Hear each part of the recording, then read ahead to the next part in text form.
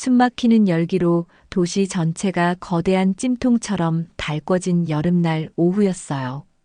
K백화점 최상층 VVIP 라운지로 향하는 한정숙 여사의 발걸음은 언제나처럼 흐트러짐 없이 우아했지만 그 속내에는 누구도 쉽사리 짐작하기 어려운 미세한 불안의 그림자가 드리워져 있었습니다. 대한민국 경제계의 거목으로 불리던 남편과 사별한 후 그녀는 거대한 제국에 홀로 남겨진 여왕과도 같았어요.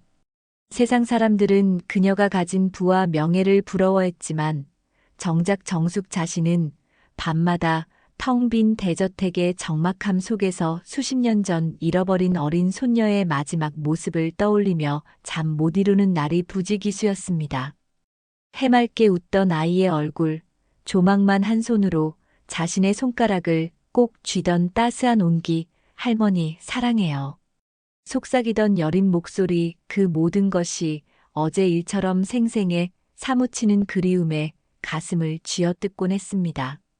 그날 아침도 정숙은 어김없이 손녀의 사진이 담긴 낡은 앨범을 어루만지며 하루를 시작했어요.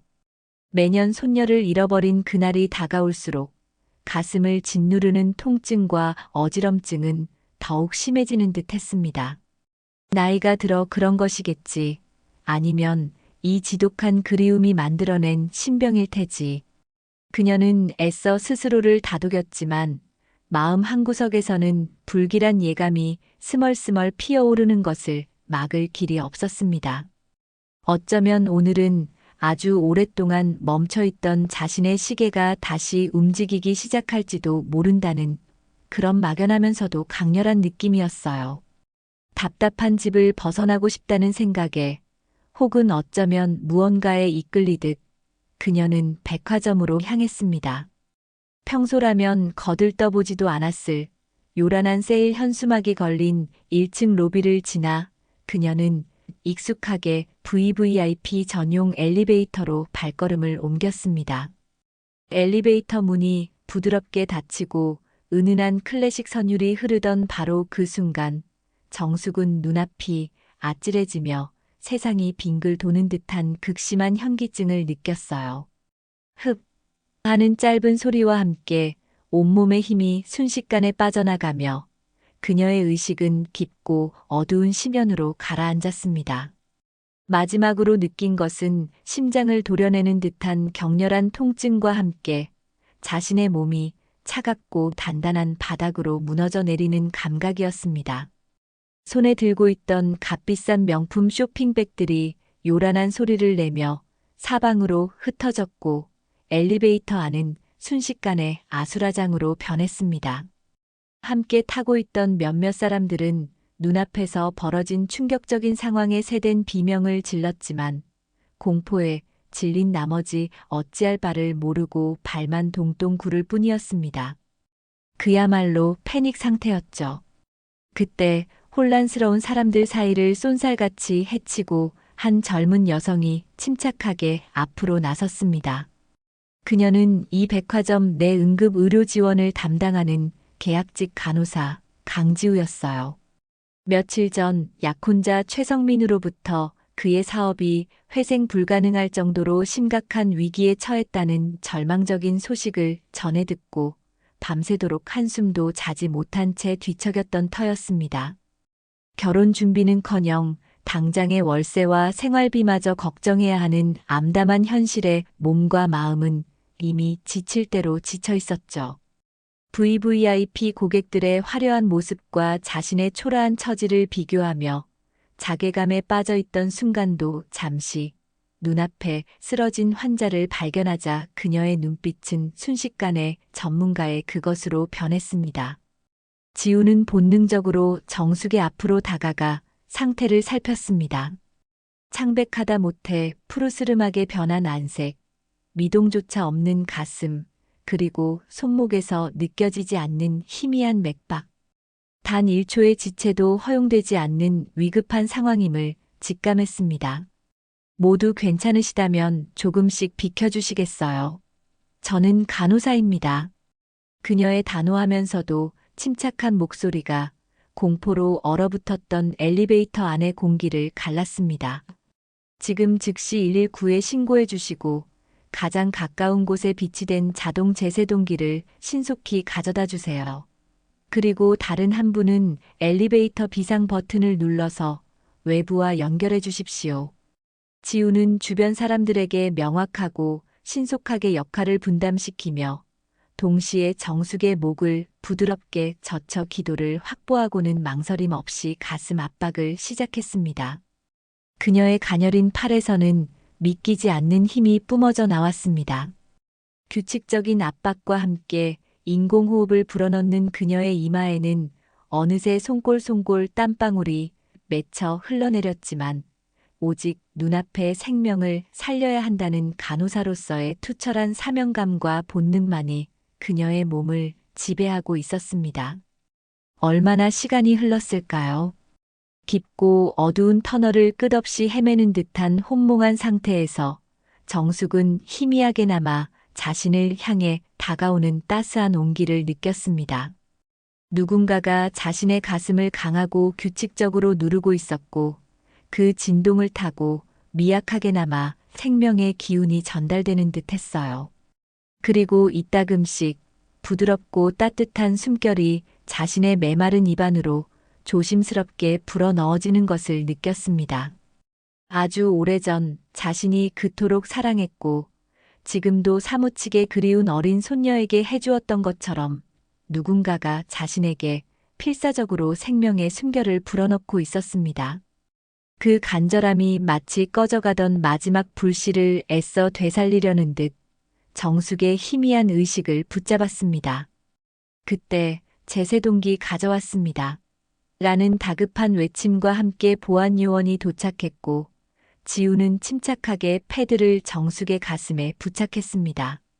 모두 물러나세요. 지우의 날카로운 외침과 함께 짧은 전기 충격음이 울렸고 정숙의 몸이 가볍게 공중으로 튀어 올랐다가 떨어졌습니다. 그리고 기적처럼 아주 미약하게나마 그녀의 심장이 다시 뛰기 시작했습니다. 지우는 떨리는 손으로 정숙의 목덜미에서 천천히 돌아오는 맥박을 확인하고는 그제야 참았던 숨을 몰아쉬었습니다. 돌아왔어요. 맥박 돌아왔습니다. 그 순간 정숙의 속눈썹이 파르르 떨리더니 무겁게 감겨있던 눈꺼풀이 아주 천천히 열렸습니다. 아직 세상의 초점은 흐릿하게 번져 보였지만 땀으로 젖은 머리카락을 한 채 필사적으로 자신을 내려다보고 있는 지우의 얼굴이 어렴풋이나마 시야에 들어왔습니다. 깊고 맑은 눈동자에는 걱정과 안도가 교차하고 있었어요. 그런데 이상하게도 그 낯선 젊은 간호사의 눈빛 속에서 정숙은 설명할 수 없는 강렬한 이끌림과 함께 가슴 저미는 듯한 아련함을 느꼈습니다. 마치 수십 년 동안 잊고 지냈던 혹은 꿈속에서만 애타게 그리워했던 누군가를 마침내 다시 만난 듯한 그런 불가사의한 기시감이었습니다. 어쩌면, 아주 어쩌면 그 얼굴 위로 자신이 평생을 찾아 헤맨 어린 손녀의 해맑은 미소가 겹쳐 보였는지도 모릅니다. 지우 역시 의식을 찾은 정숙의 눈빛에서 자신을 향한 알 수 없는 깊은 감정을 읽었지만 경황이 없어 그 의미를 파악할 겨를은 없었습니다. 곧이어 요란한 사이렌 소리와 함께 119 구급대원들이 도착했고 정숙은 응급 처치를 받으며 들것에 실려 병원으로 긴급 이송되었습니다. 엘리베이터에 홀로 남겨진 지우는 그제야 온몸의 긴장이 풀리며 휘청거렸습니다. 극심한 피로감과 함께 안도감이 파도처럼 밀려왔어요. 늦은 밤 지친 몸을 이끌고 퇴근한 지우는 보증금도 빠듯한 작은 원룸으로 돌아왔습니다. 형광등 불빛 아래 드러난 단출한 살림살이가 그녀의 고단한 삶을 대변하는 듯했어요. 샤워를 마치고 젖은 머리를 수건으로 대충 털며 냉장고에서 생수 한 병을 꺼내 마셨습니다. 낮에 백화점에서 겪었던 긴박했던 상황이 마치 한 편의 영화처럼 머릿속을 스쳐 지나갔습니다. 그때 별 생각 없이 습관처럼 TV 리모컨의 전원 버튼을 눌렀습니다.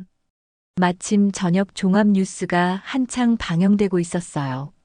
화면에는 대형 K백화점의 로고와 함께 긴급 상황 발생, VIP 고객 생명 구해라는 자막이 큼지막하게 떠 있었습니다.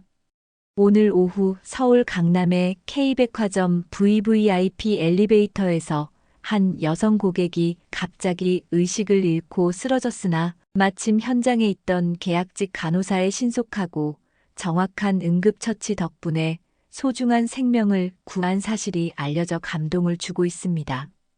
앵커의 차분한 멘트와 함께 화면에는 낮에 자신이 있었던 바로 그 엘리베이터 내부 영상이 흘러나왔습니다.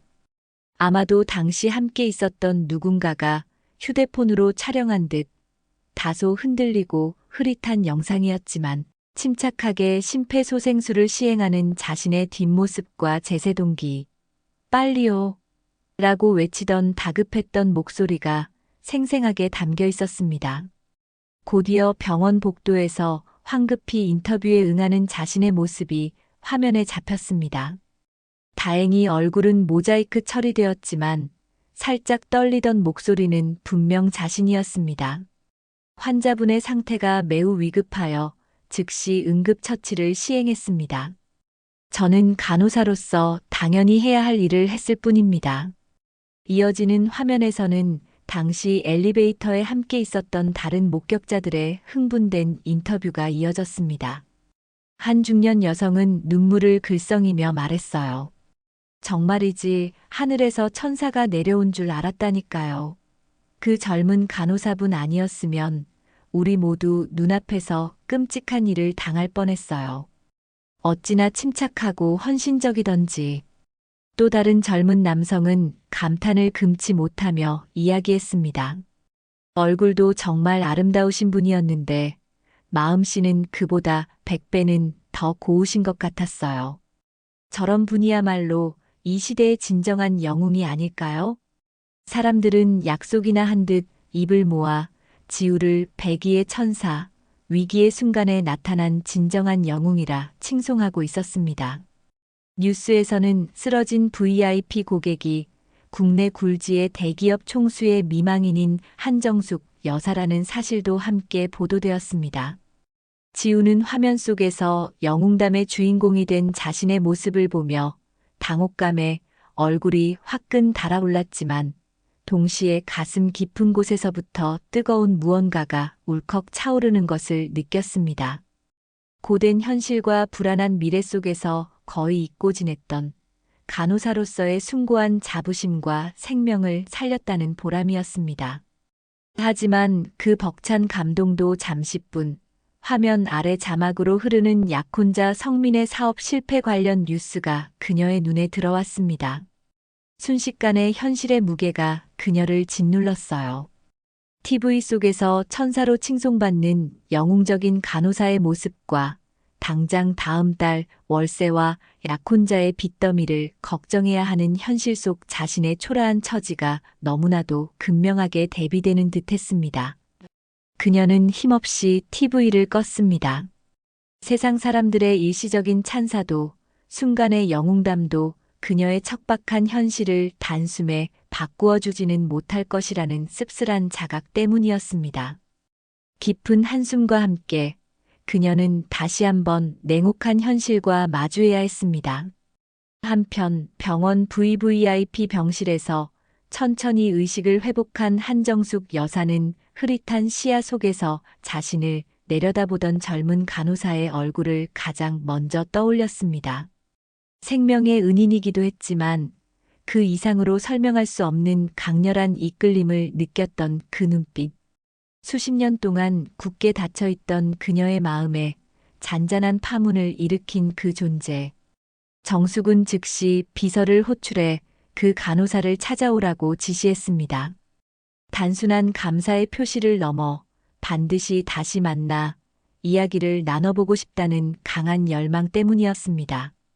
비서는 한 여사의 평소답지 않은 다급함과 간절함에 조금 의아해하면서도 곧바로 백화점 측에 연락을 취하기 시작했습니다. 정숙은 창밖으로 펼쳐진 서울의 야경을 물끄러미 바라보며 자신을 살린 그 젊은 간호사의 얼굴을, 특히 그 깊고 맑은 눈동자를 떨쳐내려 애썼지만 그럴수록 더욱 선명하게 떠오를 뿐이었습니다. 그녀의 메마른 가슴 속에 아주 오랜만에 희미하지만 따뜻한 희망의 불씨가 지펴지고 있었습니다.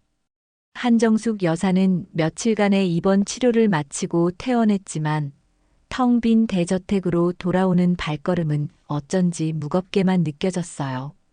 병원에서의 짧은 만남 이후 생명의 은인인 강지우 간호사의 단정하고 맑은 눈빛이 머릿속에서 떠나지 않았기 때문이었죠. 정숙은 비서를 통해 몇 번이나 감사의 뜻을 전하려 했어요. 값비싼 보석과 현금이 담긴 봉투는 물론 시내 최고급 한정식 레스토랑의 식사 자리를 마련하려 했지만 지우는 한사코 고개를 저었습니다. 간호사로서 당연히 해야 할 일을 했을 뿐입니다. 여사님의 그 마음만으로도 충분히 감사합니다. 그녀의 정중하지만 단호한 거절은 오히려 정숙의 마음을 더욱 강하게 사로잡았어요. 요즘 젊은이들에게서는 찾아보기 힘든 강직함과 순수함이 느껴졌기 때문이죠. 참으로 보기 드문 아이야. 어쩜 저리도 욕심 하나 없을까? 정숙은 지우에 대한 인간적인 호감을 넘어선 설명하기 힘든 깊은 연민과 애정을 느끼기 시작했습니다. 퇴원 후 집으로 돌아온 정숙은 마치 홀린 사람처럼 서재의 가장 깊숙한 곳에 숨겨두었던 낡디 낡은 오동나무 상자를 꺼내 들었어요. 상자 안에는 세월의 흔적이 고스란히 묻어나는 손녀 서연의 물건들이 담겨 있었죠. 빛바랜 베넷 저고리와 딸랑이, 그리고 정숙이 직접 디자인하고 세공까지 배워 만들었던 세상에 단 하나뿐인 작은 별 모양 은목걸이. 반짝이는 것을 유독 좋아했던 손녀를 위해 밤낮으로 공들여 만들었던 것이었어요. 목걸이를 손에 쥔 정숙의 눈가에는 어느새 촉촉한 이슬이 맺혔습니다. 수십 년 전 그날, 인파로 북적이던 남대문 시장. 잠깐 한눈을 판 사이 잡고 있던 작고 여린 손을 놓쳐버렸어요. 서연아, 서연아. 목이 터져라 아이의 이름을 불렀지만 돌아오는 것은 시장의 소음뿐이었죠. 그날 이후 정숙의 시간은 멈춰버린 듯 했습니다. 전국 방방곡곡을 헤매고 용하다는 점쟁이며 무당까지 찾아다녔지만 손녀의 흔적은 어디에서도 찾을 수 없었어요. 특히 아이의 오른쪽 어깨 뒤편, 뜨거운 팥죽에 살짝 데어 생긴 작은 화상 자국. 그 흉터를 볼 때마다 정숙은 가슴이 미어지는 아픔을 느꼈는데 정숙은 자신도 모르게 강지우 간호사의 단정했던 뒷모습과 어깨선을 떠올렸습니다. 아니야, 아닐 거야. 이젠 헛된 기대는 하지 않기로 했잖아. 그녀는 애써 고개를 가로저었지만 마음 한구석에서는 억누를 수 없는 희미한 불꽃이 타오르기 시작하는 것을 느꼈어요. 그때 오랜 친구이자 정숙의 유일한 말벗인 윤 여사가 걱정스러운 얼굴로 그녀의 집을 찾았습니다. 윤 여사는 정숙의 곁을 수십 년간 지켜보며 그녀의 아픔과 그리움을 누구보다 잘 알고 있었죠. 자네, 또 그 상자 열어본 게야? 병원에서 나온 지 얼마나 됐다고 벌써부터 그 아이 생각에 잠겨 있는 건가? 윤 여사의 목소리에는 안타까움과 염려가 가득했어요. 혹시 그 엘리베이터에서 자네를 구했다는 그 간호사 때문인가? 자네 눈빛이 예사롭지 않아 보여서 하는 말일세. 지난번에도 어떤 아이 눈매가 서연이를 닮았다고 한동안 부산을 떨지 않았나? 결국 아니었자는가? 너무 깊이 빠지지 말게. 또 상처만 받을까봐 걱정돼서 그래. 윤 여사의 진심 어린 충고에 정숙은 씁쓸한 미소를 지으며 고개를 끄덕였습니다. 나도 알아, 안담하다. 하지만 그 아이 눈빛이 뭐라 설명할 순 없지만 자꾸만 우리 서연이를 떠올리게 한단 말일세. 정말이야. 한편 강지우의 현실은 하루가 다르게 벼랑 끝으로 내몰리고 있었어요. 약혼자 최성민은 언젠가부터 눈에 띄게 말수가 줄고 밤늦도록 술에 취해 들어오는 날이 잦아졌습니다. 그의 얼굴에는 깊은 절망과 초조함이 역력했죠. 지우의 휴대폰에는 밤낮을 가리지 않고 정체 모를 발신번호로 전화가 걸려왔고 수화기 너머에서는 차마 입에 담기 힘든 욕설과 협박이 쏟아졌습니다. 자기야, 정말 괜찮은 거야? 나한테 뭐 숨기는 거 없어? 제발 솔직하게 말해줘. 지우의 불안한 물음에 성민은 늘 똑같은 대답만을 반복했어요. 걱정 마, 지우야. 거의 다 해결됐어. 정말이야. 조금만, 아주 조금만 더 시간을 줘. 내가 다 책임지고 해결할 테니. 하지만 그의 떨리는 목소리와 불안한 눈빛은 지우의 의심을 더욱 키울 뿐이었습니다.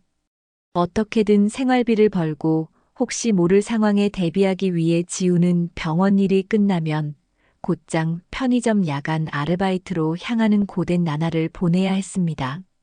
잠은 늘 부족했고 얼굴에는 피곤한 기색이 역력했지만 그녀는 약혼자를 믿고 싶었어요. 아니, 믿어야만 했습니다. 그러던 어느 날 오후 병원 응급실에서 막 교대 근무를 마치고 나오던 지우의 앞을 건장한 체격의 낯선 남자가 가로막았습니다.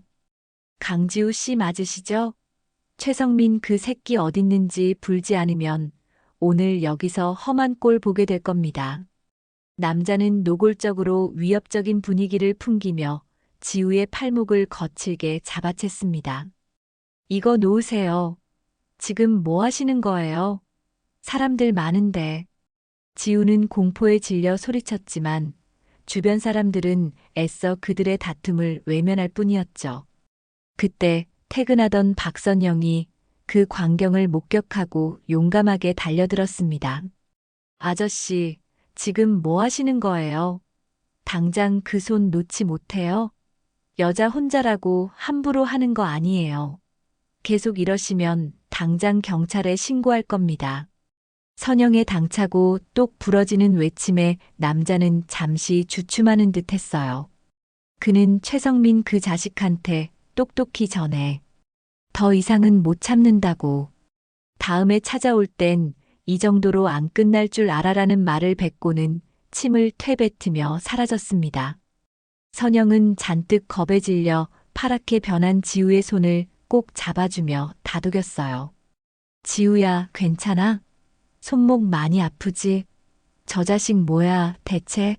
너한테 왜 그런 거야? 지우는 차마 모든 사실을 털어놓지 못하고 그저 고개를 떨군 채 뜨거운 눈물만 뚝뚝 흘렸습니다. 선영은 그런 지우를 자신의 집으로 데려가 따뜻한 차를 건네며 밤새도록 그녀의 이야기를 들어주었죠. 며칠 후 정숙은 우연을 가장해 백화점 VVIP 라운지를 다시 찾았습니다. 혹시라도 지우를 마주칠 수 있을까 하는 신락 같은 기대감 때문이었어요. 그리고 마치 운명처럼 그녀는 직원 휴게실로 향하던 지우와 한적한 복도에서 마주쳤습니다. 어머, 강지우 간호사님 아니세요? 여기서 또 뵙네요. 그날 이후로 몸은 좀 어떠신가요? 정숙은 최대한 자연스럽고 다정한 목소리로 말을 건넸습니다.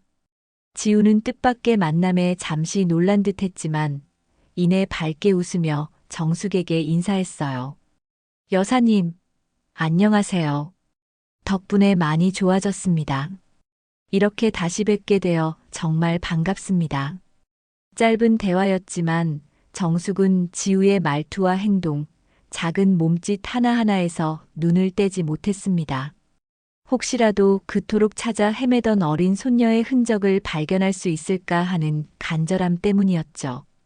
그녀는 조심스럽게 지우의 가족 관계에 대해 물었지만 지우는 부모님은 아주 오래전에 돌아가셨고 지금은 혼자 지내고 있습니다라며 말을 아꼈습니다.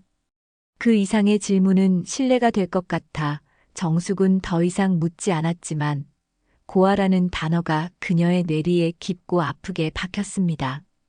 그 후 정숙은 백화점 사장에게 은밀히 연락해 강지우 간호사의 인사 기록을 열람할 수 있도록 정중히 요청했습니다.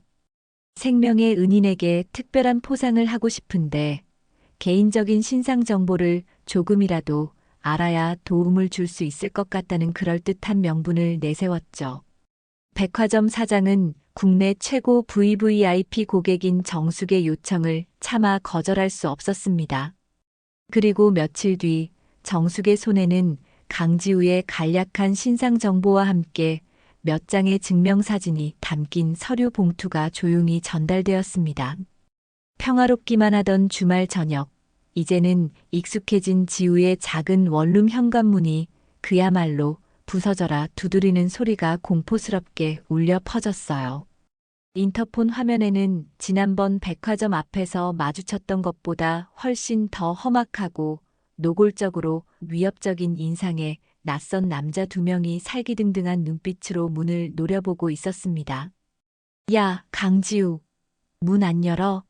최성민 그 개새끼 어디다 숨겼어? 당장 안 튀어나오면 우리가 이 문짝 부수고 들어간다. 욕설과 함께 문을 걷어차는 굉음이 지우의 심장을 얼어붙게 만들었죠. 성민 씨 지금 여기 없어요. 제발 제발 이러지 마시고 돌아가 주세요. 그녀는 현관문에 힘없이 기대앉아 울먹이며 애원했지만 남자들은 막무가내였습니다. 좋은 말로 할 때 문 열라고 했다. 딱 10분 준다. 그때까지 안 열면 내년 집구석 우리가 직접 구경시켜 줄 테니까 그리 알아. 그들의 목소리에는 한치의 망설임도 없는 폭력성과 잔인함이 가득 담겨 있었어요. 지우는 극심한 공포감에 질식할 것만 같았습니다. 그녀는 떨리는 손으로 휴대폰을 들어 112를 누르려 했지만 남자들은 마치 그것을 알고 있다는 듯 경찰에 신고할 생각은 꿈도 꾸지 마라. 내년 전화하는 순간 우리는 바로 사라질 거고 그 뒤에 내년한테 무슨 일이 벌어질지는 우리도 장담 못한다라고 비웃었습니다. 결국 옆집에서 시끄러운 소리에 잠이 깬 주민이 거기 누구신데 이렇게 밤늦게 소란이에요. 라며 항의하는 소리가 들리자 남자들은 오늘 밤 안으로 최성민 그놈한테 연락해서 당장 돈 준비하라고 똑똑히 전해. 만약 내일까지 연락 없으면 내년도 절대로 무사하지 못할 줄 알아. 라는 살벌한 협박과 함께 섬뜩한 경고의 메시지가 적힌 쪽지를 문틈으로 쑤셔 넣고는 어둠 속으로 사라졌습니다. 쪽지에는 다음은 내 차례다라는 붉은 글씨가 피처럼 번져 있었어요. 그날 밤 지우는 뜬 눈으로 지새우며 성민에 대한 마지막 남은 믿음마저 산산조각 나는 것을 고통스럽게 느껴야 했습니다. 한때 사랑했던 남자가 자신을 이토록 끔찍한 위험 속으로 밀어넣을 수 있다는 사실에 깊은 절망감과 함께 인간적인 배신감에 휩싸였죠. 다음 날 정숙은 중요한 자선 경매 행사에 참석하기 위해 분주히 준비를 마치고 백화점 근처를 지나고 있었습니다. 그런데 그때 대로변 건너편에서 그녀의 눈을 의심하게 만드는 믿을 수 없는 광경이 펼쳐졌어요. 다름 아닌 강지우 간호사가 어제 지우의 집을 찾아왔던 것으로 보이는 험악한 남자 두 명에게 둘러싸여 겁에 질린 채 거의 길바닥에 내팽개쳐지듯 하고 있었던 것입니다. 남자들은 지우의 작은 핸드백을 빼앗으려 했고 지우는 필사적으로 그것을 끌어안으며 저항하고 있었죠. 정숙은 그 순간 온몸의 피가 차갑게 식어버리는 것을 느꼈습니다. 김비서, 지금 당장 차 돌려서 저 아이를 구해. 어서. 늦으면 큰일 나겠어. 그녀는 거의 이성을 잃고 비명을 지르듯 운전기사와 비서에게 소리쳤습니다. 하지만 러시아어로 꽉 막힌 도로 위에서 차를 돌려 현장에 도착했을 때는 이미 남자들은 지우의 가방을 난폭하게 빼앗아 순식간에 골목 안으로 사라진 후였고 지우는 흙먼지가 가득한 길바닥에 힘없이 주저앉아 망연자실한 표정으로 울고 있었습니다. 찢어진 옷가지와 헝클어진 머리카락, 그리고 두려움으로 하얗게 질린 얼굴. 정숙은 떨리는 걸음으로 차에서 내려 지우에게 다가가 그녀의 가녀린 어깨를 조심스럽게 감쌌습니다. 괜찮아요, 강 간호사. 이게 대체 무슨 일이에요? 저자들이 누구죠? 지우는 갑자기 나타난 정숙의 모습에 놀라면서도 그녀의 따뜻하고 걱정스러운 음성에 그만 참았던 울음을 와락 터뜨리고 말았습니다. 정숙은 아무 말 없이 지우를 자신의 차에 태워 일단 안전한 자신의 집으로 데려왔습니다. 단순한 채무 관계로 인한 협박 수준이 아닌 것 같아. 저 아이에게 무언가 훨씬 더 크고 위험한 그림자가 드리워져 있는 것이 틀림없어. 정숙의 마음속에 강한 의심과 함께 지우를 어떻게든 보호해야 한다는 거의 본능적인 책임감이 걷잡을 수 없이 싹트기 시작했습니다.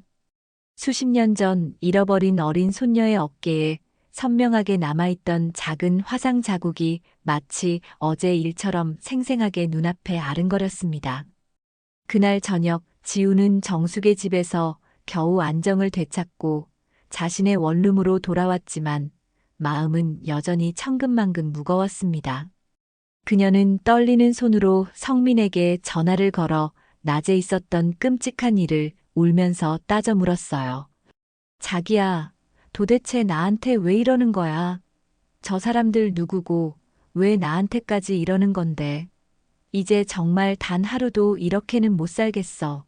제발 제발 솔직하게 말해줘. 그녀의 절규에 가까운 물음에 성민은 한동안 아무 말도 하지 못했습니다. 그의 침묵은 지우에게 더 큰 절망감과 공포심을 안겨줄 뿐이었죠.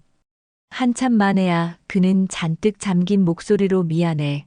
지우야, 정말 미안해. 내가 다 설명할게. 하지만 거의 다 해결됐어. 정말이야. 이번 주 안으로 모든 게 다 깨끗하게 끝날 거야. 나 딱 한 번만, 마지막으로 한 번만 더 믿어주면 안 될까? 라며 또다시 현실성 없는 변명과 간청만을 늘어놓았습니다. 지우는 그의 말을 더 이상 단 한마디도 믿을 수 없었습니다. 한때 그토록 사랑했던 사람의 입에서 나오는 모든 말들이 이제는 역겨운 거짓으로만 느껴졌어요. 우리 이제 그만하자, 성민 씨. 당신하고 나 이제 끝이야. 지우의 차갑고 단호한 목소리에 성민은 아무런 대답도 하지 못했습니다. 전화기 너머로 그의 거친 숨소리만이 희미하게 들려올 뿐이었죠. 직장에서도 지우는 이전의 밝고 긍정적인 모습을 완전히 잃어버렸습니다.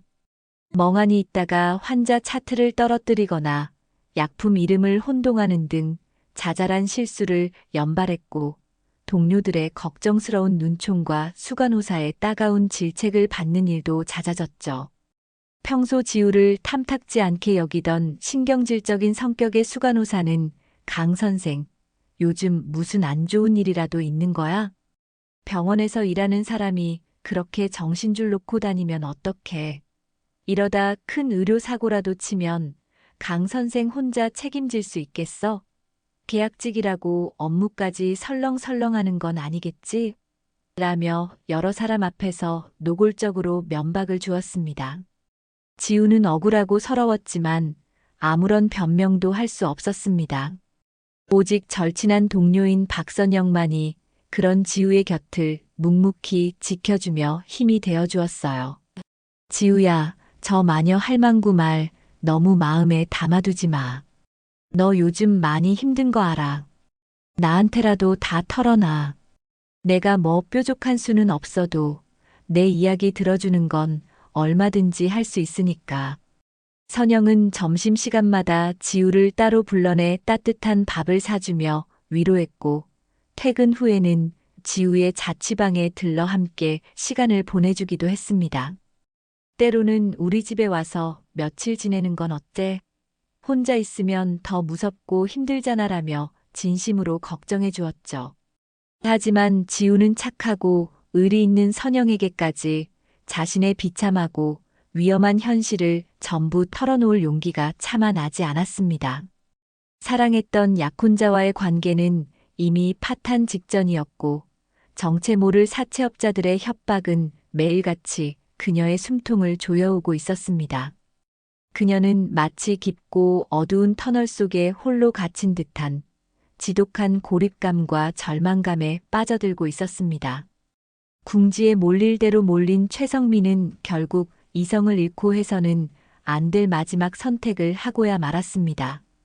그는 사채 빚을 단번에 해결하고 지우와의 관계도 회복하겠다는 허황된 망상에 사로잡혀 지인이 소개해준 불법 스포츠 도박 사이트에 거액의 돈을 베팅한 것이었죠.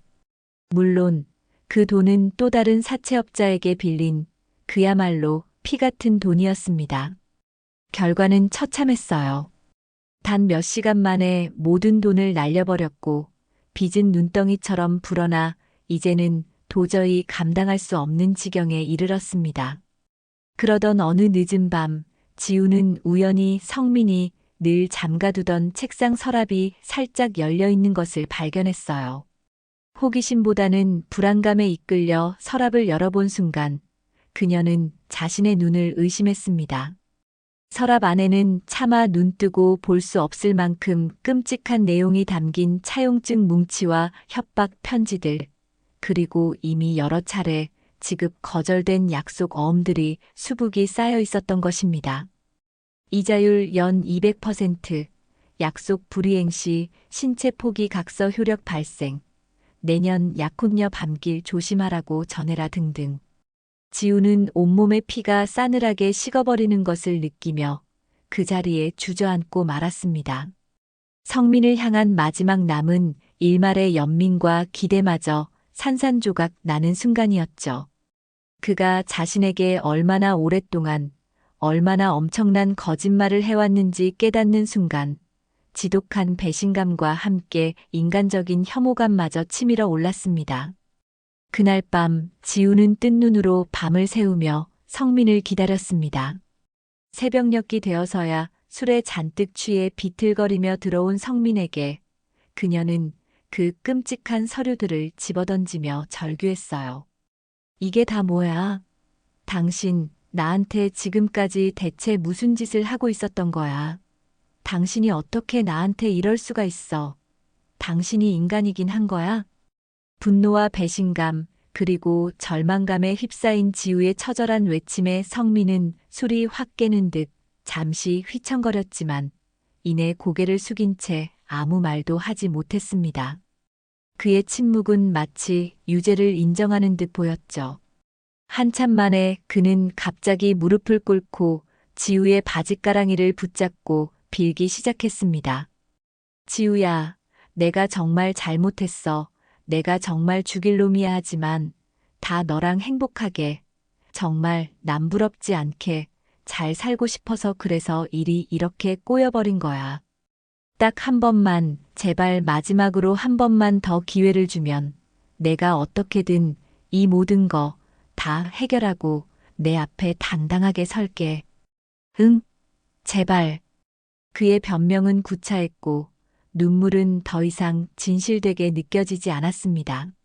지우는 싸늘하게 얼어붙은 눈빛으로 그를 내려다보며 돌아섰습니다. 우리 사이의 행복이라는 단어는 이제 존재하지 않아, 성민 씨. 당신은 날 철저하게 기만한 거고 내 인생을 망가뜨린 거야. 다신 내 눈앞에 나타나지 마. 그들의 사랑했던 시간들은 그렇게 처참하게 부서져 내리고 있었습니다. 한편 한정숙 여사는 강지우의 신변에 대한 불안감을 떨쳐낼 수가 없었어요. 단순한 동정심이나 생명의 은인에 대한 고마움을 넘어선 거의 모성에 가까운 본능적인 보호 욕구와 함께 잃어버린 손녀 서연이에 대한 희미하지만 강렬한 기억들이 자꾸만 지우의 모습과 교차하며 겹쳐 보였기 때문이었죠. 결국 그녀는 국내에서 가장 유능하다고 알려진 사설 탐정 사무소에 거액의 수임료를 지불하고 은밀하게 사건을 의뢰했습니다. 표면적으로는 지우를 위협하는 악덕 사채업자들의 배후 세력을 캐내고 법적인 조치를 취하기 위한 것이었지만 그녀의 진짜 속내는 강지우라는 여인의 출생부터 현재까지의 모든 과거를 샅샅이 파헤치는 것이었습니다. 탐정에게는 지우가 어린 시절 머물렀을 것으로 추정되는 지역과 입양시기 등 정숙이 수십 년 동안 간직해온 단편적인 정보들을 떨리는 목소리로 전달했어요. 그리고 가장 중요한 단서, 오른쪽 어깨 뒤편 작은 별 모양을 닮은 화상 흉터에 대해서도 몇 번이고 간조하며 빠뜨리지 않고 언급했죠. 며칠 후 탐정으로부터 첫 번째 중간 보고서가 정숙에게 전달되었습니다. 보고서의 내용은 충격적이면서도 한편으로는 정숙의 예상을 크게 벗어나지 않는 것이었어요. 강지우는 예상대로 아주 어린 시절 이름 모를 보육원에서 지내다가 지금은 고인이 된 평범한 양부모에게 입양되었으며 출생과 관련된 정확한 기록은 불분명하다는 내용이었습니다. 그리고 보고서의 마지막 페이지에는 정숙의 심장을 그대로 먹게 할 만큼 놀라운 한 줄이 선명하게 적혀 있었습니다.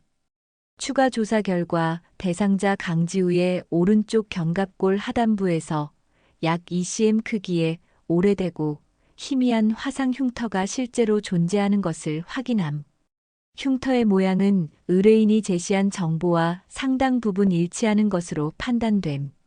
정숙은 보고서를 읽는 순간 숨이 턱 막히는 것을 느꼈습니다. 온몸의 세포 하나하나가 마치 전기에 감전된 것처럼 짜릿하게 전율하는 듯 했어요. 서연아, 내 아가 정말 내가 살아있었던 것이냐? 수십 년 동안 억눌러왔던 그리움과 회한, 그리고 한 줄기 희망이 뜨거운 용암처럼 가슴속 깊은 곳에서부터 솟구쳐 올라왔습니다. 이제는 단순한 의심이나 막연한 기대가 아니었습니다. 그것은 거의 운명적인 확신에 가까운 숨막힐 듯한 벅찬 희망이었어요. 그 후로 정숙은 이전보다 훨씬 더 적극적으로 지우에게 다가가기 시작했습니다. 백화점 VVIP 라운지나 그녀가 자주 이용하는 카페에서 정말 우연히 마주치는 횟수가 눈에 띄게 잦아졌고 그때마다 지우에게 따뜻한 격려와 위로의 말을 건네며 값비싼 영양제나 유기농 과일 바구니 같은 작은 선물들을 안겨주었습니다. 강 간호사, 요즘 안색이 너무 안 좋아 보여서 내가 다 속상하네.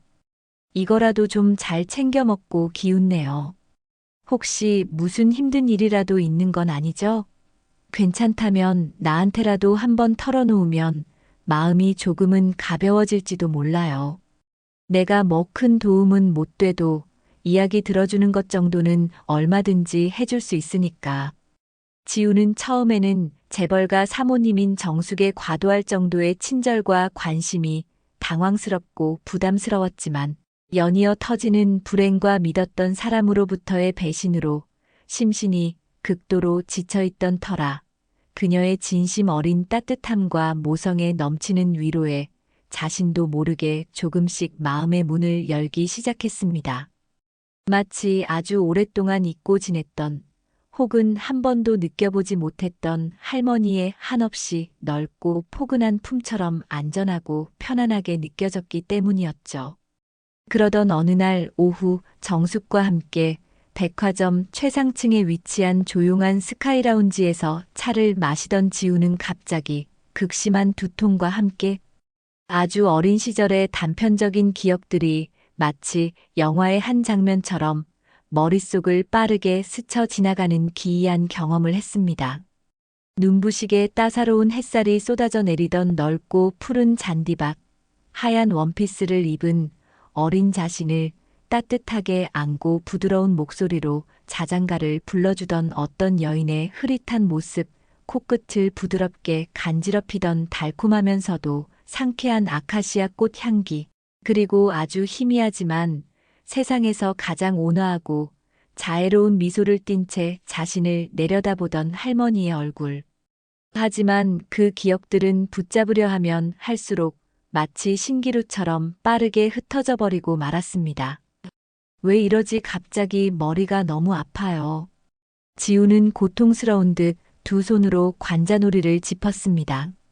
정숙은 그런 지우의 모습을 안타까움과 초조함, 그리고 한편으로는 벅찬 기대감이 뒤섞인 복잡한 눈빛으로 바라보며 그녀의 가녀린 손을 가만히 잡아주었습니다. 조금만 더 아주 조금만 더 가까이 다가가면 이 모든 수수께끼의 실마리를 찾을 수 있을 것만 같아. 내 딸 서연이 내가 정말 내 앞에 있는 것이니. 정숙은 떨리는 목소리로 지우에게 물었어요. 아가, 혹시 아주 어릴 때 기억나는 거라도 있니? 아주 사소한 거라도 괜찮단다. 사채업자들의 무자비한 압박은 이제 인간이 견딜 수 있는 한계치를 넘어서고 있었어요. 그들은 더 이상 최성민의 행방을 쫓는 것을 포기한 듯 모든 분노와 책임을 지우에게 떠넘기려 했습니다. 최성민 그 새끼가 당장 기어나오지 않으면 내년이 대신 그 몸으로라도 빚을 갚아야 할 거 아니야. 아니면 내 그 잘난 얼굴하고 멀쩡한 장기라도 팔아서 돈 만들어 오든가. 선택은 내가 해. 그들은 거의 매일같이 지우의 원룸을 찾아와 현관문을 두들겨대고 입에 담지 못할 욕설과 협박을 퍼부었습니다. 심지어 어느 날 밤에는 지우의 원룸 현관문 도어락을 강제로 부수고 멋대로 집 안으로 침입해 얼마 되지도 않는 살림살이들을 닥치는 대로 부수고 난장판으로 만들어 놓기도 했죠. 이게 마지막 경고다. 다음번에는 내 몸뚱이가 이렇게 될 줄 알아. 피로 쓴 듯한 붉은 경고문까지 남기고 사라졌습니다. 지우는 경찰에 신고하려 했지만 그들은 마치 비웃기라도 하듯 교묘하게 자신들의 흔적을 남기지 않았고 오히려 경찰에 꼰지르면 내년 인생 그걸로 끝장나는 줄 알아라. 우리는 내가 어디서 뭘 하는지 다 알고 있으니까라는 더욱 악랄한 보복 협박만 더 심해질 뿐이었습니다. 지우는 매일 밤 악몽에 시달렸고 낮에도 길을 걷다 보면 주변의 모든 사람들이 자신을 감시하고 비웃는 것처럼 느껴져 극도의 불안감과 대인 기피증에 시달려야 했습니다. 결국 최성민은 지우에게 짧디 짧은 문자 메시지 한 통만을 달랑 남긴 채 연기처럼 종적을 감추고 말았습니다. 지우야, 정말 미안하다. 내가 다 망쳤어. 너한테 씻을 수 없는 상처만 남기고 떠나는 나를 용서하지 마라. 하지만 언젠가 내가 이 모든 빚 다 깨끗이 청산하고 내 앞에 다시 당당하게 나타날 수 있는 날이 온다면 그때까지만 부디 몸조심하고 잘 지내야 해. 사랑했다, 지우야. 그 무책임하고 이기적인 몇 줄의 글자는 지우에게 남아있던 아주 작은 희망의 불씨마저 차갑게 꺼뜨려 버렸습니다. 성민이 그녀에게 떠넘긴 것은 도저히 한 개인의 힘으로는 감당할 수 없는 거액의 빚더미와 함께 사랑했던 사람으로부터 받은 배신감으로 얼룩진 처절하고 비참한 절망뿐이었죠. 세상에 완벽하게 홀로 버려졌다는 뼈에 사무치는 생각, 이제 더 이상 기댈 곳도 피할 곳도 없다는 완전한 고립감. 지우는 자신의 삶이 더 이상 아무런 가치도 의미도 없다고 절망적으로 느꼈습니다. 차라리 이 모든 끔찍한 고통을 한 번에 끝내버리는 게 훨씬 더 낫겠어. 그녀의 눈동자는 이미 삶의 빛을 잃고 공허하게 풀려 있었어요. 그녀는 늦은 밤 마치 몽유병 환자처럼 홀린 듯 아무도 없는 한강 다리 위로 향했습니다. 차갑고 축축한 강바람이 그녀의 헬쑥한 뺨을 사정없이 후려쳤지만 그녀는 아무것도 느낄 수가 없었습니다. 오직 이 지긋지긋하고 고통스러운 현실에서 벗어나고 싶다는 강렬한 욕망만이 그녀의 머릿속을 가득 채우고 있었죠. 그녀는 위태롭게 흔들리는 다리 난간에 간신히 몸을 기대서서 어둡고 깊이를 알 수 없는 검은 강물을 공허한 눈으로 내려다보았습니다. 그때 그녀의 낡은 외투 주머니 속에 깊숙이 넣어두었던 작은 별 모양 은목걸이가 스르륵 빠져나와 차가운 달빛 아래서 아주 희미하게 반짝였습니다. 아주 어릴 적부터 기억조차 나지 않는 아주 먼 과거로부터 항상 그녀와 함께 했던 유일한 물건. 그것을 보는 순간 아주 희미하게 누군가의 한없이 따뜻했던 품과 세상에서 가장 다정했던 목소리가 안개처럼 떠오르는 듯 했습니다. 하지만 그 찰나의 온기마저도 그녀의 발밑을 에워싼 거대한 절망을 이겨낼 만큼의 힘이 되어주지는 못했습니다. 그녀는 눈을 질끈 감고 차갑고 어두운 강물 속으로 자신의 모든 것을 던져버리려 했습니다. 바로 그 결정적인 순간, 안 돼. 지우야, 절대로 안 돼. 하는 심장이 찢어질 듯 절박한 외침과 함께 누군가가 뒤에서 그녀의 팔을 강하게 잡아챘습니다. 놀랍게도 한정숙 여사였어요. 그녀는 사설 탐정으로부터 지우가 최근 극심한 심리적 불안 상태를 보이며 위험한 행동을 할지도 모른다는 긴급 연락을 받고 좋지 않은 예감에 사로잡혀 미친 듯이 수소문한 끝에 이곳으로 달려온 것이었죠. 정숙은 거의 혼이 빠져나간 사람처럼 넋을 잃고 있는 지우를 자신의 품으로 와락 끌어안았습니다. 아가, 이게 대체 무슨 짓이냐? 제발 정신 좀 차려. 응? 내가 있잖니. 내가 내 곁을 꼭 지켜주겠다고 그렇게 약속하지 않았니? 정숙의 목소리는 뜨거운 눈물로 범벅이 되어 가늘게 떨리고 있었지만 그 안에는 지우를 절대로 이대로 보낼 수 없다는, 절대로 놓지 않겠다는 강하고 절박한 의지가 담겨 있었습니다. 지우는 정숙의 품에 안겨 마치 어린아이가 된 것처럼 서럽게 목 놓아 울었습니다. 그동안 억눌러왔던 모든 슬픔과 절망, 억울함과 분노, 그리고 지독한 외로움이 뜨거운 눈물과 함께 본물처럼 쏟아져 나왔습니다. 정숙은 며칠 동안 지우를 자신의 넓고 안락한 집에 머물게 하며 마치 친손녀를 대하듯 극진히 보살폈습니다. 최고급 재료로 만든 따뜻하고 영양가 높은 음식을 직접 떠먹여 주었고, 밤에는 불안에 떠는 지우가 잠들 때까지 그녀의 곁을 지키며 가만히 손을 잡아주었습니다. 지우는 난생 처음 느껴보는 조건 없는 따뜻함과 보살핌 속에서 조금씩 안정을 되찾아가는 듯 보였어요. 그러던 어느 날 지우가 샤워를 마치고 정숙이 건네준 깨끗하고 포근한 새 옷으로 갈아입기 위해 잠시 등을 돌렸을 때였습니다. 정숙은 자신도 모르게 지우의 오른쪽 어깨로 시선이 향했습니다. 그리고 그곳에서 수십 년 전, 그날 시장에서 잃어버렸던 자신의 어린 손녀 서연의 어깨에 있던 것과 정확히 똑같은 모양, 똑같은 크기의 오래되고 희미한 화상 흉터를 발견하고야 말았습니다. 숨이 멎는 듯 했습니다. 심장이 미친 듯이 가슴을 치며 방망이질했고 온몸의 피가 거꾸로 솟구치는 듯한 강렬한 전율이 느껴졌습니다. 틀림없어 이것은 절대로 우연이 아니야. 내 딸 서연이 정말 내가.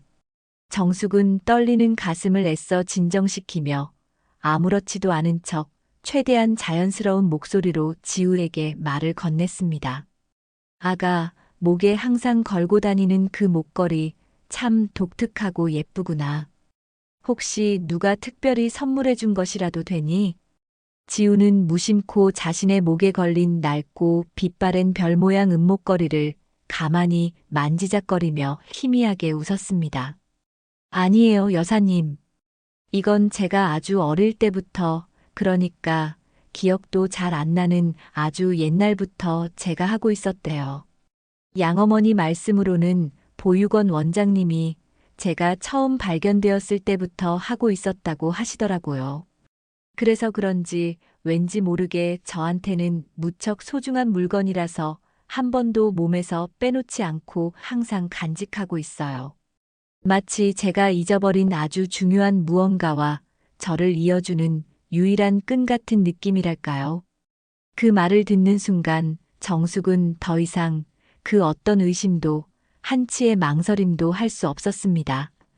자신의 손으로 한 땀 한 땀 정성을 다해 직접 디자인하고 만들어서 눈에 넣어도 아프지 않을 어린 손녀의 가녀린 목에 직접 걸어주었던 세상에 단 하나뿐인 바로 금별 모양 은목걸이. 지금 그 목걸이가 수십 년이라는 믿을 수 없는 세월을 훌쩍 뛰어넘어 기적처럼 바로 자신의 눈앞에 있었습니다.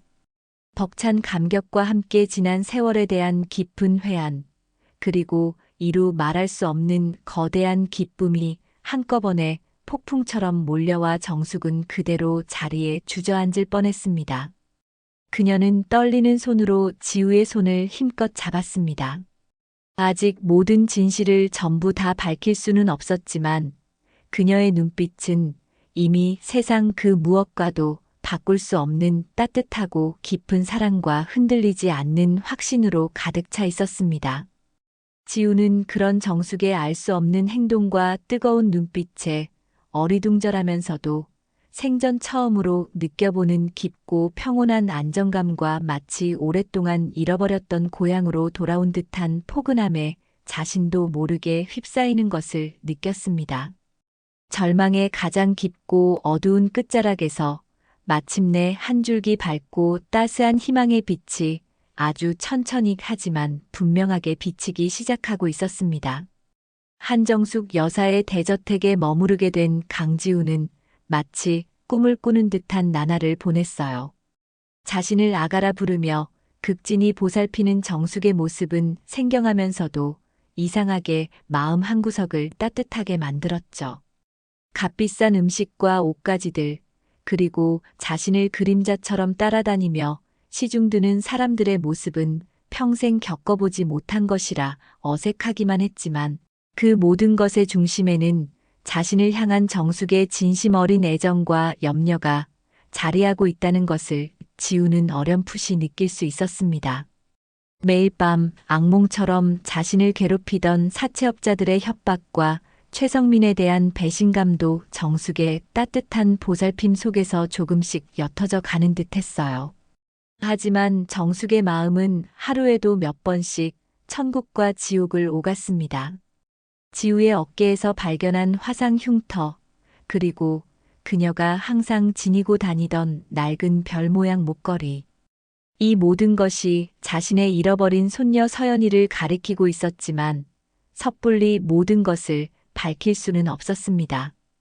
만약, 아주 만약에라도 자신의 착각이라면 이 가엾은 아이에게 또다시 크나큰 상처를 주게 될까봐 두려웠기 때문이죠. 확실한 증거가 필요해. 그 무엇도 부인할 수 없는 명백한 증거가. 정숙은 깊은 고민 끝에 누구에게도 알리지 않고 지우와의 유전자 검사를 진행하기로 결심했습니다. 며칠 후 정숙은 아가, 내가 요즘 통 기운도 없고 안색도 안 좋은 것 같아서 내가 잘 아는 병원에 종합검진을 예약해 두었단다.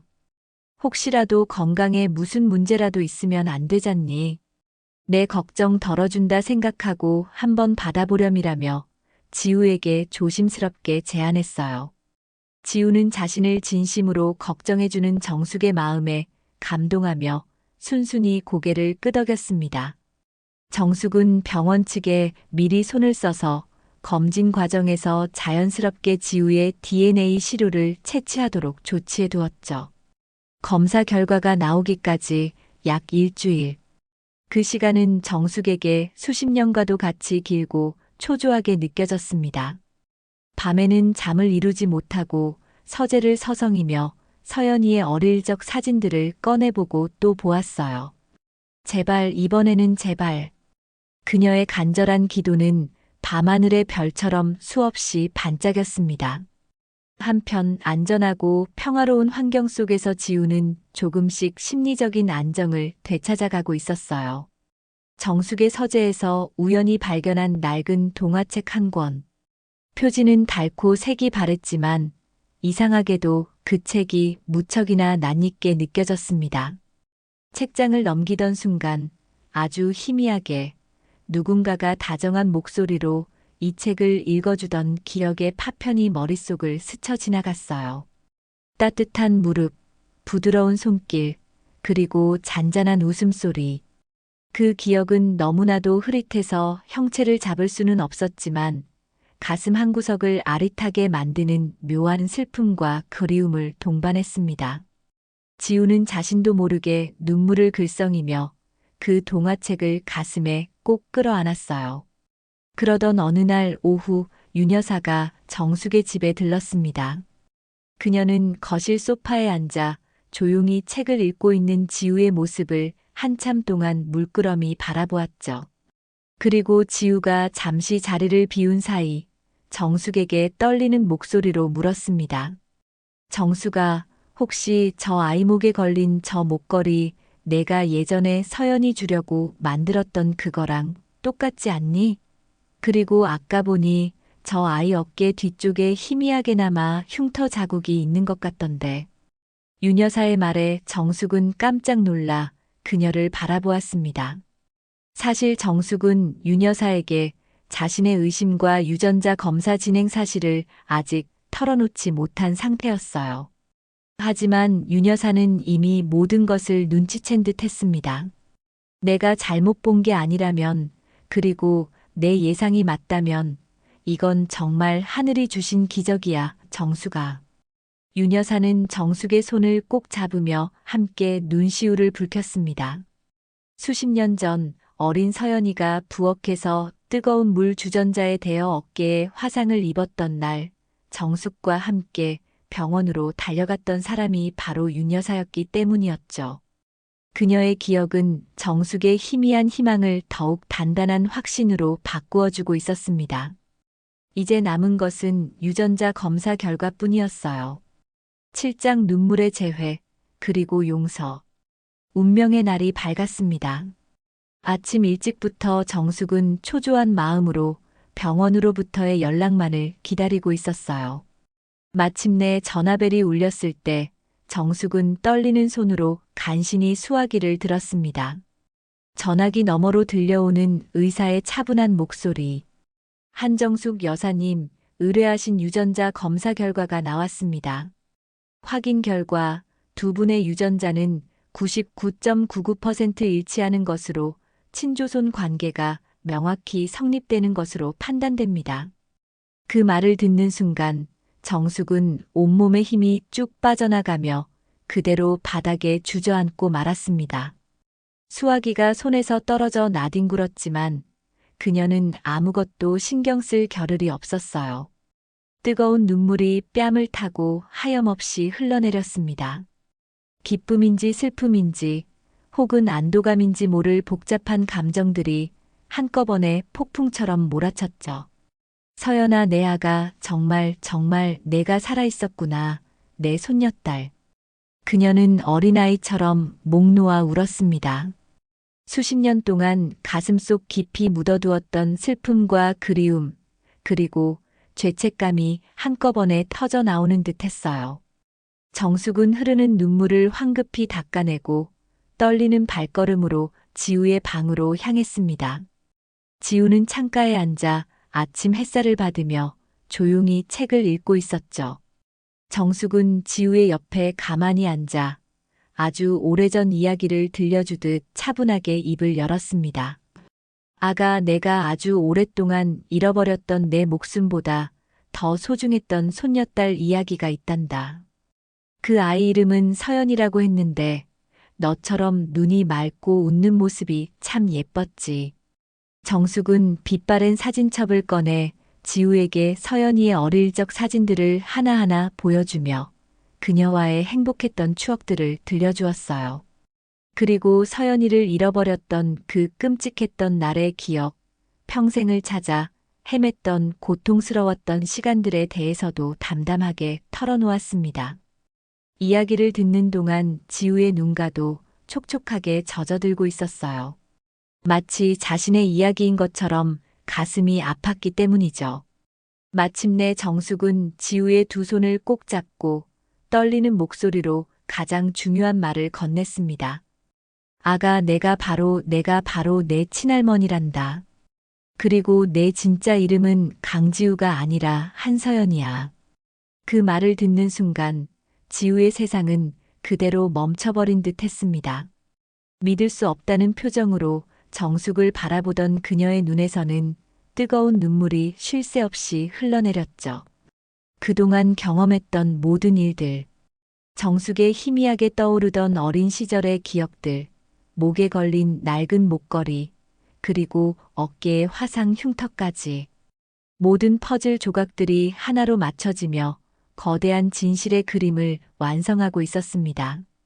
할머니, 정말 우리 할머니 맞으세요? 지우는 울먹이며 정숙의 품에 와락 안겼습니다. 정숙 역시 그런 지우를 힘껏 끌어안고 등을 토닥여 주었어요.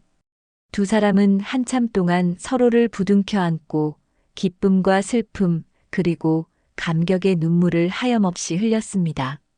수십 년이라는 길고 긴 세월을 돌고 돌아 마침내 할머니와 손녀는 기적처럼 다시 만난 것이었습니다.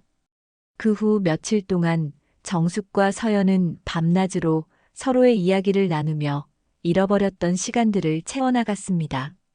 정숙은 서연이를 잃어버린 날 이후 단 하루도 마음 편히 잠들지 못했던 자신의 죄책감과 고통을 고백했고, 서연이 역시 보육원에서의 외로웠던 시간들과 양부모 밑에서의 순탄치만은 않았던 성장 과정, 그리고 최성민과의 아팠던 사랑과 그로 인한 시련들을 솔직하게 털어놓았습니다. 두 사람은 서로의 아픔을 공유하고 위로하며 지난날의 상처들을 조금씩 치유해 나갔죠. 정숙은 서연이를 데리고 그녀를 잃어버렸던 남대문 시장을 다시 찾았습니다. 그곳은 정숙에게는 끔찍한 트라우마의 장소였지만 서연에게는 아주 희미하지만 강렬한 어떤 기억들을 떠올리게 하는 곳이기도 했어요. 두 사람은 시장 한복판에서 서로의 손을 꼭 잡고 과거의 아픔과 마주하며 미래를 향해 나아갈 용기를 얻었습니다. 서연이는 강지우라는 이름 대신 한서연이라는 자신의 진짜 이름을 되찾는 과정에서 혼란스러움을 느끼기도 했지만 정숙의 변함없는 사랑과 지지 속에서 점차 자신의 정체성을 찾아가고 있었어요. 그러던 어느 날 정숙의 대저택 문 앞에 초췌하고 남루한 행색의 최성민이 나타났습니다. 그는 모든 것을 잃고 거리에서 생활하다가 우연히 신문 기사를 통해 강지우가 사실은 대기업 총수의 잃어버린 손녀 한서연이었으며 친할머니와 극적으로 재회했다는 믿을 수 없는 소식을 접하게 된 것이었죠. 죄책감과 수치심, 그리고 서연에 대한 마지막 남은 미련과 혹시 모를 용서에 대한 일말의 기대감. 복잡한 감정들이 뒤섞인 채 그는 거의 본능적으로 이곳까지 찾아온 것이었습니다. 서연이는 갑자기 나타난 성민의 모습에 당황하며 마음이 복잡하게 흔들렸습니다. 그가 자신에게 안겨준 고통과 배신감은 여전히 생생했지만 한때 그토록 사랑했던 사람의 비참한 몰골을 보니 연민의 감정이 드는 것도 사실이었죠. 정숙은 처음에는 성민의 뻔뻔함에 격노했지만 그의 눈에서 진심 어린 후회와 깊은 절망감을 읽고는 일단 그를 집 안으로 들였습니다. 성민은 서연과 정숙 앞에 무릎을 꿇고 뜨거운 눈물을 흘리며 용서를 빌었습니다. 그의 용서는 쉽지 않았고 그 상처가 완전히 아무는 데는 아주 오랜 시간이 필요할 터였습니다. 하지만 서연은 그의 진심을 외면하지 않았고 정숙 역시 그런 서연의 결정을 존중해 주었습니다. 백화점 엘리베이터의 기적, 수십 년 만에 다시 만난 재벌가 할머니와 손녀. 한정숙 여사와 한서연의 드라마보다 더 드라마 같은 재회 이야기는 순식간에 언론을 통해 전국으로 퍼져나가며 세상을 떠들썩하게 만들었습니다. 연일 대문짝만하게 실리는 신문 기사와 방송 뉴스, 심지어 해외 토픽으로까지 소개될 정도였죠. 정숙의 대저택 앞에는 그들의 모습을 취재하려는 기자들과 방송국 카메라들이 밤낮으로 진을 쳤고 사람들은 그들의 기적적인 만남에 아낌없는 축복과 응원의 메시지를 보냈습니다. 서연이는 하루아침에 불안정한 계약직 간호사에서 대한민국 최고 재벌가의 유일한 상속녀로 신분이 뒤바뀌었지만 갑작스러운 변화와 엄청난 부에 들뜨거나 교만해지지 않았어요. 오히려 자신에게 주어진 새로운 삶의 무게와 책임감을 느끼며 더욱 겸손하고 신중한 태도를 잃지 않으려 노력했습니다. 정숙은 그런 서연이의 모습을 대견하게 바라보며 그녀가 세상에 지나친 관심과 호기심으로부터 상처받지 않도록 든든한 방패막이가 되어주었죠. 얼마 후 정숙은 변호인단을 대동하고 공식 기자회견을 열었습니다. 그 자리에서 서연이는 담담하고 차분한 목소리로 자신을 찾아준 할머니와 세상 모든 사람들에게 감사의 인사를 전했고 앞으로 조용히 자신의 삶을 살아가고 싶다며 정중하게 과도한 관심은 자제해 줄 것을 요청했습니다. 그녀의 진솔하고 겸손한 모습은 대중들에게 더욱 깊은 감동과 호감을 안겨주었죠. 정숙은 서연이가 간호사로서의 꿈을 계속 이어갈 수 있도록 전폭적인 지원을 아끼지 않았습니다. 하지만 서연이는 당분간 학업과 일을 모두 중단하고 자신을 돌아보고 앞으로의 삶을 설계하는 시간을 갖고 싶다고 했어요. 그녀는 정숙과 함께 국내외 여러 곳을 여행하며 넓은 세상을 경험했고 다양한 분야의 책들을 읽으며 교양을 쌓았습니다. 그리고 틈틈이 익명으로 여러 자선단체에 기부를 하거나 봉사활동에 참여하며 과거 자신이 겪었던 어려움과 비슷한 처지에 놓인 사람들을 돕는 일에 큰 보람을 느끼기 시작했죠. 그러던 중 서연이는 과거 자신을 진심으로 걱정해주고 도와주었던 옛 직장 동료 박선영을 다시 찾아갔습니다. 선영은 갑자기 연락이 끊겼던 지우가 사실은 재벌가의 손녀였다는 사실에 깜짝 놀랐지만 이내 진심으로 그녀의 행복을 축복해 주었어요. 두 사람은 예전처럼 편안하게 수다를 떨며 우정을 확인했고 서연이는 선영에게 자신이 앞으로 하고 싶은 일들에 대한 고민을 털어놓기도 했습니다. 새로운 가족으로서 정숙과 서연이가 함께하는 시간들은 때로는 어색하고 서툴렀지만 그 무엇과도 바꿀 수 없는 소중하고 행복한 순간들이었습니다. 두 사람은 함께 장을 보고 요리를 하며 소박한 저녁 식사를 즐겼고 주말에는 정원의 꽃과 나무를 가꾸거나 함께 영화를 보며 평범한 일상을 공유했어요. 정숙은 서연이에게 어릴 적 해주지 못했던 모든 것들을 해주고 싶어 했고 서연이 역시 그런 할머니의 사랑을 온전히 느끼며 조금씩 과거의 상처를 치유하고 새로운 행복에 적응해 나가고 있었습니다. 최성민은 정숙의 도움으로 전문적인 심리 상담 치료를 받으며 자신의 잘못을 깊이 뉘우치고 새로운 삶을 살기 위해 노력했어요. 그가 진심으로 변화하는 모습을 보이자 서연이도 조금씩 마음의 문을 열고 그를 용서하기 시작했습니다. 물론 예전과 같은 연인 관계로 돌아갈 수는 없었지만 서로의 안녕을 빌어주는 좋은 친구이자 조력자로 남기로 했죠. 정숙의 오랜 친구인 윤여사 역시 자주 두 사람을 찾아와 따뜻한 조언과 격려를 아끼지 않으며 그들의 새로운 가족 관계가 더욱 단단해질 수 있도록 든든한 지원군이 되어주었습니다. 새로운 삶에 어느 정도 적응한 서연이는 할머니 정숙과 함께 가장 먼저 자신을 길러준 양부모님의 산소를 찾았습니다. 비록 피는 섞이지 않았지만 친자식 이상으로 자신을 사랑해주고 정성껏 보살펴 주었던 분들이었죠. 서연이는 봉분 앞에서 한참 동안 뜨거운 눈물을 흘리며 두 분께 진심으로 감사하는 마음을 전했습니다. 아버지, 어머니 드디어 제 진짜 가족을 찾았어요. 두 분이 하늘에서도 저와 할머니 그리고 저를 아껴주는 모든 사람들을 축복해 주실 거라고 믿어요. 두 분이 제게 베풀어 주신 사랑 평생 잊지 않고 가슴속 깊이 간직하며 살아갈게요. 정숙 역시 서연이의 양부모님께 예를 갖추며 서연이를 훌륭하고 바르게 키워주신 것에 대해 깊은 고마움을 표했습니다. 그녀는 서연이의 양부모님 이름으로 거액의 장학재단을 설립하여 어려운 환경 속에서도 꿈을 잃지 않고 살아가는 학생들을 후원하기로 했죠. 과거 강지우로 살았던 시절의 아픈 기억들도 하나씩 정리해 나갔습니다. 정숙은 유능한 변호사를 통해 최성민이 남긴 모든 사체 빚을 깨끗하게 청산해 주었고, 지우를 괴롭혔던 악덕 사채업자들은 모두 법의 심판을 받게 되었어요. 또한 서연이는 과거 자신에게 작은 친절이라도 베풀어 주었던 사람들을 수소문에 찾아가 진심으로 감사의 인사를 전하고 그들의 어려움을 그냥 지나치지 않고 도움의 손길을 내밀었습니다.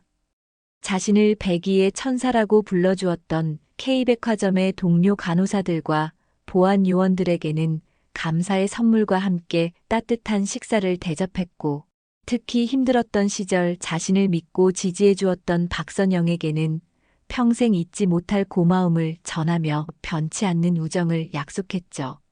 정숙에게도 풀어야 할 과거의 매듭들이 남아 있었습니다. 손녀 서연이를 잃어버린 후 그 충격과 슬픔으로 인해 소원해졌던 몇몇 친척들과 옛 친구들과의 관계였죠. 어떤 이들은 정숙의 부주의를 탓하며 그녀에게 등을 돌렸고, 어떤 이들은 그녀의 깊은 슬픔을 애써 외면했습니다. 정숙은 서연이의 손을 잡고 용기를 내어 그들에게 먼저 다가갔습니다. 진심으로 지난날의 아픔과 오해를 나누고 서로를 용서하며 화해의 손을 내밀었죠. 처음에는 서먹하고 어색한 분위기가 감돌았지만 기적처럼 손녀를 되찾고 이전보다 훨씬 더 따뜻하고 너그러워진 정숙의 진심 어린 모습에 그들도 점차 마음의 문을 열기 시작했습니다. 오랜 시간 서로의 가슴 속에 쌓였던 원망과 서운함이 눈 녹듯 사라지고 진정한 용서와 화해가 그 자리를 따뜻하게 채워나갔어요. 서연이와 최성민의 관계도 새로운 국면을 맞이했습니다. 성민은 정숙이 마련해준 작은 회사에서 허드렛일부터 다시 시작하며 성실하게 일했고, 매달 월급의 대부분을 과거 자신 때문에 피해를 입었던 사람들에게 갚아나가며 진심으로 속죄하는 모습을 보였습니다. 또한 주말에는 익명으로 노숙자들을 위한 무료 급식소에서 봉사활동을 하며 과거의 잘못을 조금이나마 씻어내기 위해 노력했죠. 서연이는 그런 성민의 변화를 묵묵히 지켜보며 응원했습니다.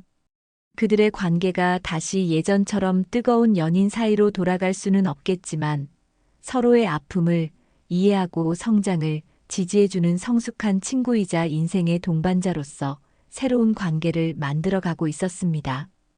과거의 아픈 상처들은 그들을 더욱 단단하고 성숙하게 만드는 귀한 밑거름이 되어주고 있었어요. 그들은 더 이상 화려한 결혼식이나 물질적인 풍요를 꿈꾸지 않았습니다. 대신 서로를 진심으로 아끼고 이해하며 함께 성장하고 세상의 작은 빛이라도 나눌 수 있는 의미 있는 미래를 함께 그려나가기로 약속했죠. 기적적으로 다시 만난 한정숙 여사와 손녀 한서연의 이야기는 그 자체로 많은 사람들에게 깊은 감동과 함께 꺼지지 않는 희망의 메시지를 전달했습니다. 두 사람은 자신들이 받은 과분한 관심과 사랑을 이제는 세상에 되돌려 주어야 한다고 생각했어요. 과거 서연이가 겪었던 것처럼 어려운 환경 속에서도 꿈을 잃지 않고 꿋꿋하게 살아가는 아이들과 젊은이들을 돕기 위한 대규모 공익재단을 설립하기로 뜻을 모았습니다. 재단의 이름은 서연이의 이름을 따 서연희망재단이라고 지었죠. 재단 설립 기념식에서 서연이는 떨리지만 단단한 목소리로 자신의 과거와 현재, 그리고 미래의 꿈에 대해 진솔하게 이야기했습니다. 저는 한때 세상 모든 것을 잃었다고 생각했던 깊은 절망의 시간을 보냈습니다. 하지만 할머니의 기적적인 사랑과 주변 분들의 따뜻한 도움 덕분에 다시 일어설 수 있었고 새로운 희망을 찾았습니다. 이제 제가 받은 그 사랑과 희망을 저와 비슷한 아픔을 겪고 있는 더 많은 사람들에게 나누어주고 싶습니다. 서연희망재단은 그 작은 시작이 될 것입니다. 그녀의 진심 어린 연설에 참석한 모든 사람들은 뜨거운 눈물과 함께 아낌없는 박수갈채를 보냈습니다.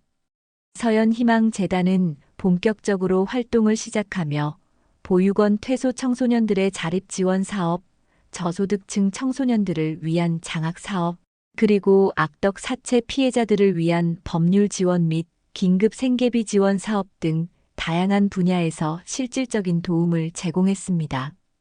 서연이는 단순히 재단의 얼굴마담 역할에 그치지 않고 직접 발로 뛰며 도움이 필요한 사람들을 만나 그들의 이야기에 귀 기울이고 재단의 사업 방향을 결정하는 데 적극적으로 참여했어요.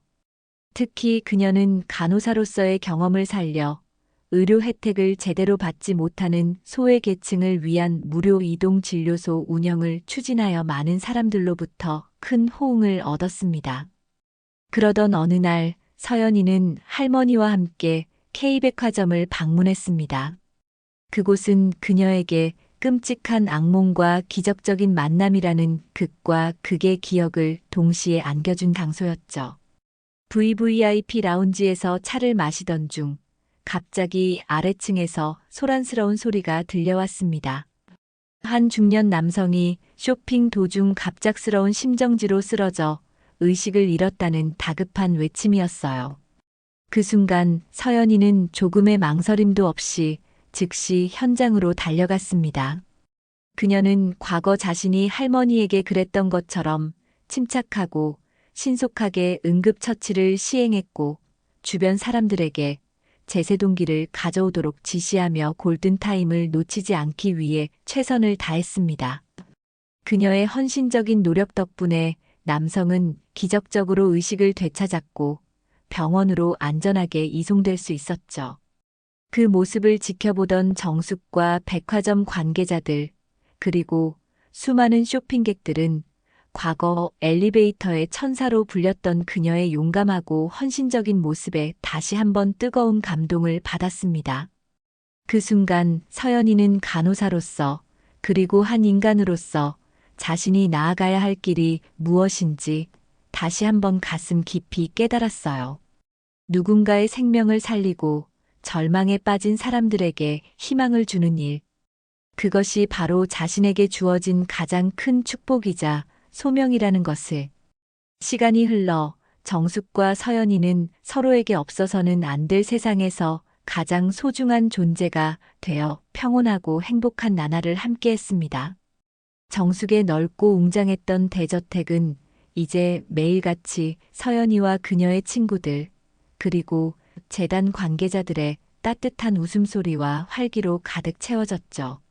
서연이는 할머니의 무한한 사랑과 지지 속에서 어린 시절 받지 못했던 따뜻한 가족의 정을 마음껏 누렸고, 정숙 역시 서연이로 인해 잃어버렸던 삶의 의미와 행복을 되찾았습니다.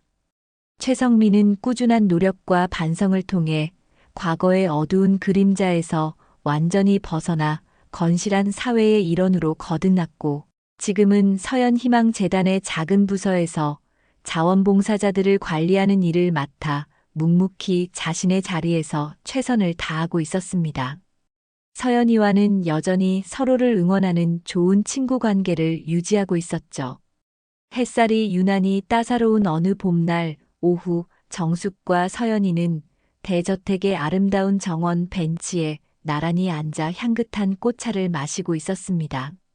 두 사람의 얼굴에는 세상 그 무엇과도 바꿀 수 없는 평화롭고 행복한 미소가 잔잔하게 피어오르고 있었어요. 과거의 아픔과 시련은 이제 희미한 기억으로 남았고, 그들의 현재는 서로에 대한 깊은 사랑과 감사함, 그리고 미래에 대한 밝은 희망으로 가득 채워져 있었습니다. 두 사람의 손에는 빛바랜 옛 사진 한 장이 들려 있었죠. 해맑게 웃고 있는 어린 서연이와 젊은 시절의 정숙이 함께 찍은 사진이었습니다. 사진 속 어린 서연이의 목에는 지금 서연이의 목에도 걸려 있는 바로 그 별 모양 은목걸이가 선명하게 빛나고 있었어요. 그것은 수십 년의 세월을 뛰어넘어 기적처럼 이어진 그들의 사랑과 운명의 증표였습니다. 정숙은 가만히 서연이의 손을 잡았고 서연이 역시 할머니의 따뜻한 손을 마주 잡았습니다. 그들의 눈빛 속에는 그 어떤 말로도 표현할 수 없는 깊은 신뢰와 사랑이 넘실거리고 있었어요. 절망의 잿더미 속에서 피어난 한 송이 희망의 꽃처럼 그들의 삶은 이제 세상에서 가장 아름다운 이야기로 찬란하게 빛나고 있습니다.